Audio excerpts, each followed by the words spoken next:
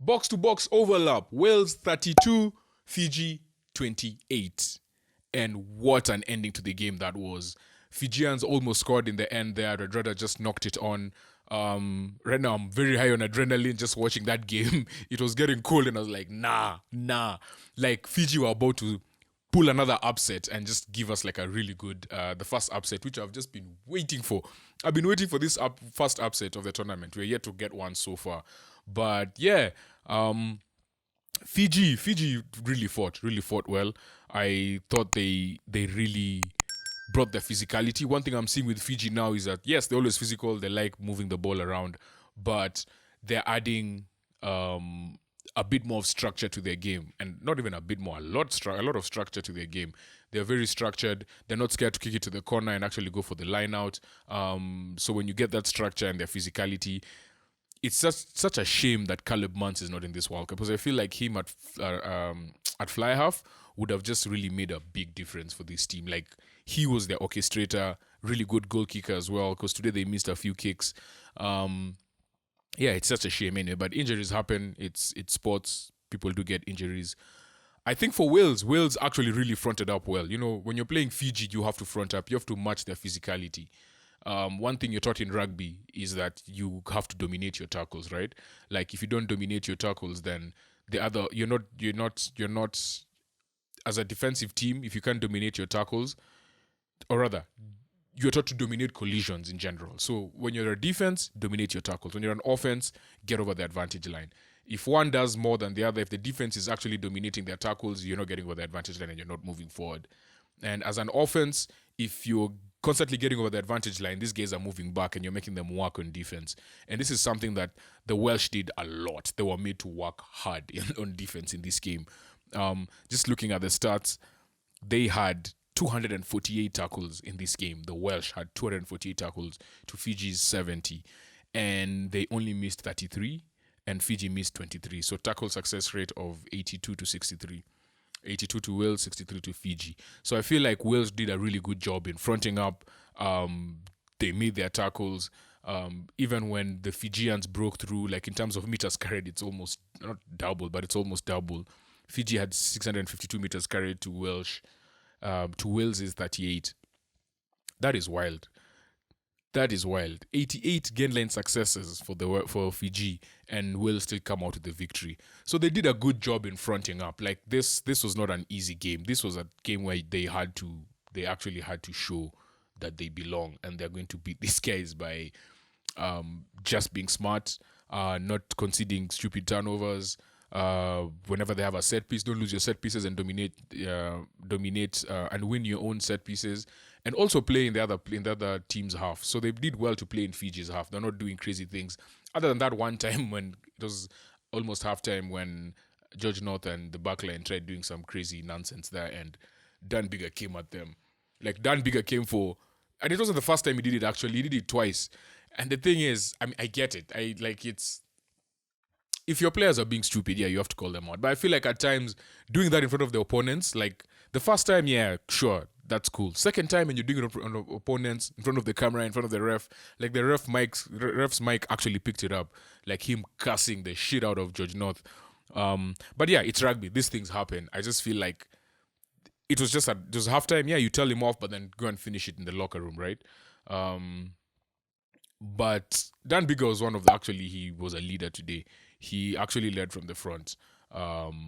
He was very key to this victory today, and I think his kicking was actually quite vital. He had one 50-22 when it was a 60-something minute, just to slow down the game, turn over possession into the Fijian half. You know, like he had moments in the game where he made the Welsh not play in their own half and had to go and play in the Fijian half.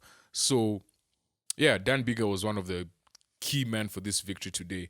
The biggest thing for me for this game, I think this is my favorite game of the World Cup so far. Not only from the Fijian flair and physicality, the Welsh trying to match that up, the conditions. It was played at night, so it wasn't too hot. Yes, it was hot. You could see people by like the 20th minute, hands on knees, hands on head. Not that they're tired, but they're just catching their breath, right? But this game for me was exciting because of the centers. Like, for me as a center, I'm always looking at the centers and I'm like, the centers are just, this is where everything is won and lost, right? Like for me, because that's why I play. So if you look at the game, big context of the game, the four key people that really had their blueprint and on this game were Nayathalevu, captain and 13 for the Welsh, Radradra, obviously, for good or worse, then Tompkins and George North.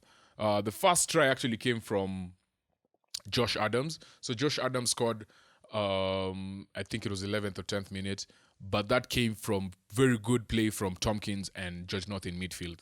Like, George North does a really good job of just running next to Tompkins every single time, such that short ball is always on, right? Tompkins goes into contact, that short ball is always on.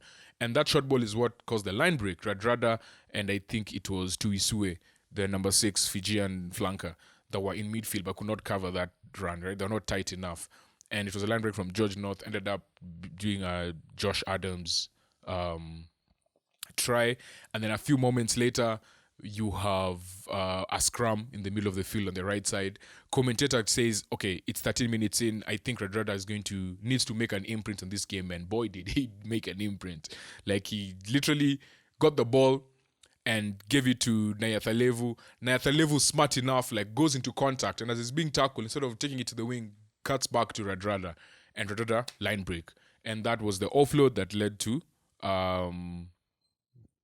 Nayathalevu's try. So yeah, like they were immense. They were the centers had a blueprint ever in this game.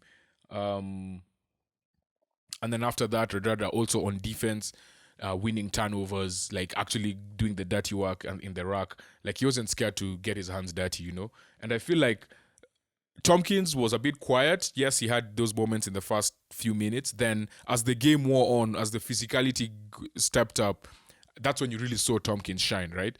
And George North as well. Even when they're down to 14 men, when he's playing on the flank, he was like as a scrum. When he was playing on the side of when he was on the side of the scrum as a flanker, like, you could see the centers had a big imprint on this game. And even at the end of the game, Radradra knocking the ball on center, but that was the person you needed to actually get that ball over the line, Rees-Zammit also had a very good game. And I think another person I need to shout out was Captain Jack Morgan for Wales. Like, the cross kick he had, like, how a flanker with the vision and to execute a cross kick to perfection, right? That led to whose try was it? Rees-Zammit, yeah, Rees-Zammit's try, and they're playing penalty advantage as well. So he was good. And then after that, like, a few moments later, gets the ball. Now he kicks it off the other foot. And then, like, a few moments later, he's chipping, like, into the backline. I'm like, dude, do you remember that you're a flanker? You're actually not a winger. But see, the thing is, if you have the skill set, why not, right? That's the unpredictability and the extra dimension that you add to your team. So I think all in all, this was, for me, best game of the tournament so far. One thing I need to shout out is actually the ref, Matthew Curley. There was this moment where Fiji thought they had scored. I think it was either Ravai or Doge. I can't remember who it was. One of the sub props, and we all thought they scored. And yes, he said, like, he's awarding the try. Give me a reason why I shouldn't award the try. And yes, everything was pointing towards the try. TMO was like, yeah, stay with the on-field decision. But then he was like, hey, just run the camera back. Did he propel himself forward on his knee? And sure thing, he actually did. And I was like, that's actually good refereeing, like, using the TMO and cameras to your advantage. And that's why it's always good for the ref to actually see what's going on the screens, yeah? Because at times, he might be talking to players as the TMO. Well, this happens in football more, right? Like, where the VAR is going through to make a decision and the ref is talking to the players. The only difference is, I think, in rugby, you have 1 or 2 TMOs. In football, you have maybe 4 or 5 VARs. So that moment when the ref would have gone, like how Matthew Kylie did, went and saw it on the big screen and added his own opinion to the decision. In football, you'll have your 3rd or 4th guy in the VAR room doing the same thing. But I feel like the decisions in rugby are being made faster. They are way more decisive. We can hear the conversation throughout. So it's like there's a lot of transparency. And yeah, big shout out to Matthew Kylie. I think he did a great job on that call. And yeah, that's the game. Ended Wales 32, Fiji 26. So Fiji actually got the losing bonus point, which will be vital in this group, in the group which has Australia as well. I feel like this is going to be a very tight group. Like we all expect it to be a very tight group. So that was a very crucial bonus point for them. And yeah, that marks the end of round 1 of Rugby World Cup. So we meet again on Thursday for the next round of games. Round 1 has been a blast, guys. So let's meet on Thursday. Peace.